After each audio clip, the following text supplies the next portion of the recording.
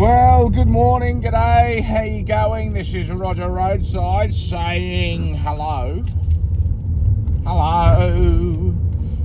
This is just a quick one. And look, I know I say this is going to be a quickie and then I'll end up waffling on for about 10-15 minutes, but this is legitimately going to be a quick one because it's something that happened to me over the weekend that I just wanted to share with you guys and just see whether you thought that I was being a total doofus or whether my concerns were legitimate.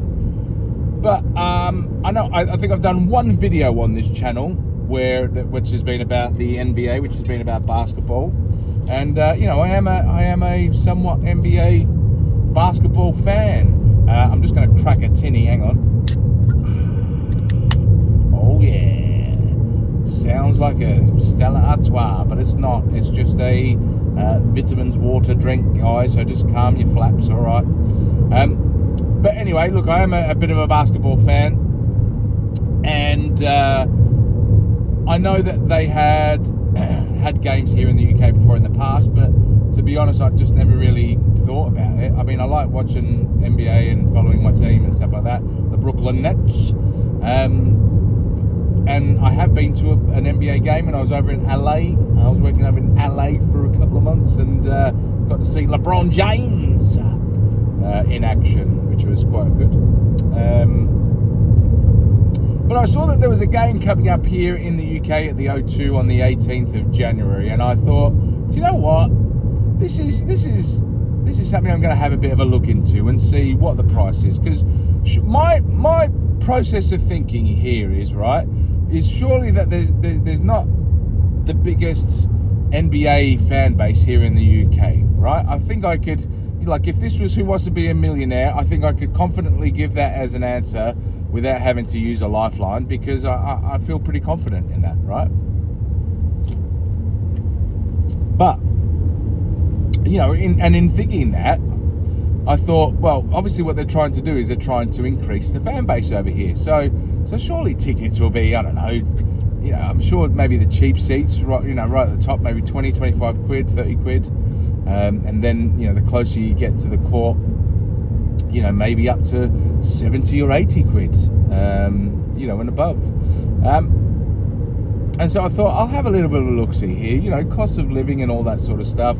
I'm sure that the NBA and all those people are not going to do us wrong. And also, given the fixture, I mean, to put it into perspective, it's the Memphis Grizzlies, who are probably going to be without Ja Morant, who's their best player or the face of their franchise, versus the Orlando Magic, who will probably have Paolo Banchero. But look, neither of those players are in the top 10 players in the NBA at the moment. So you're basically talking about a game that is essentially, I don't know, Brighton versus Sunderland, right?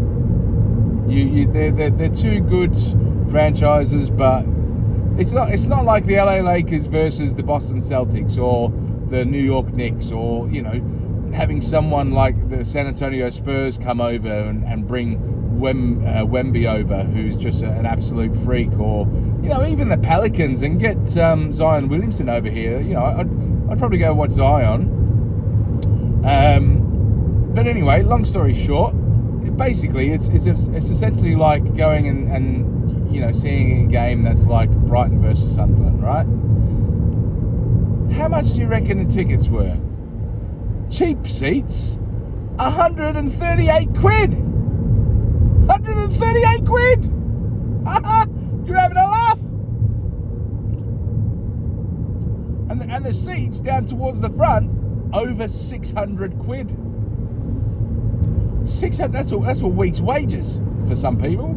Well, for those who aren't bloods and off the system, that's a week's wages. How does that work? And you know what the other funny thing is most of the tickets are sold. There wasn't really that many tickets available. So I'm sort of thinking to myself, who are these people that are paying 138 quid to go see Paolo Banchero and Zach Edey effectively, would you pay 138 quid to go and see a game of Sunderland versus Brighton? Would you go and see that? How much would you pay for that? I just think 138 quid is just abhorrent. Like, it's just terrible. It's just unbelievable. It blew my mind. And I was just sort of thinking, shame on you, NBA. Shame on you. You're an entertainment service, essentially. But, like, we all know basketball's all rigged. We all know that who's going to win the championship and who's going to get the number one draft pick and all this, that, and the other. So we all know that the NBA is basically WWE now. But, it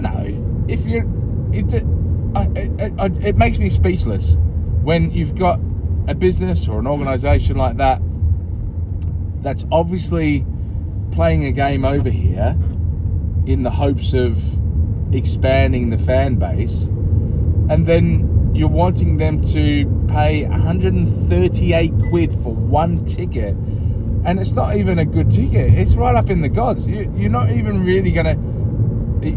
gonna really see faces of people. It's gonna be like watching ants play basketball, which, okay, admittedly, when I say that out loud, I would probably pay 138 quid to watch ants play basketball, but this isn't, you know what I mean, right? What are your thoughts here?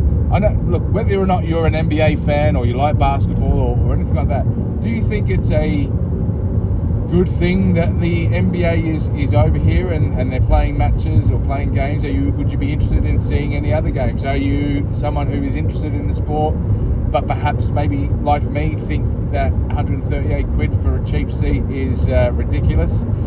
Or do you think it's fair? What are your thoughts? Get them down in the comments below. I'd be interested to hear what you've got to say. And even I'll broaden it out. Even if you don't like the basketball or you don't like the NBA or anything like that, just on a whole, should companies moving forward, maybe for the next few years, should there be more of an onus and more of a maybe more care for the customers? Because look, there's only so much, I'm getting tired of seeing my bill prices go up and also seeing the profit margins and the annual profits of companies go up as well. Because I'm kind of thinking, hang on, if you're raising your prices because you're saying, it's hard because, the economy and all sorts of stuff, so we've got to put our prices up. Yeah, but you're making more profit than what you did the year before.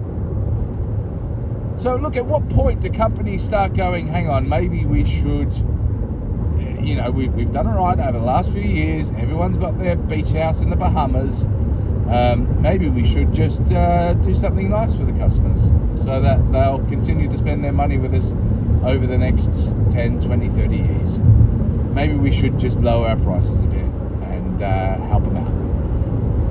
Should companies do that? Or do you think companies should just, it's a free world, companies can, essentially charge what they want? What are your thoughts? Get them down in the comments below. Look, I said I wouldn't waffle on for 10 minutes, and it's bloody 8 minutes and 46 seconds. All right, I'm going to say goodbye. Subscribe, like. I love you long time. All right, bye.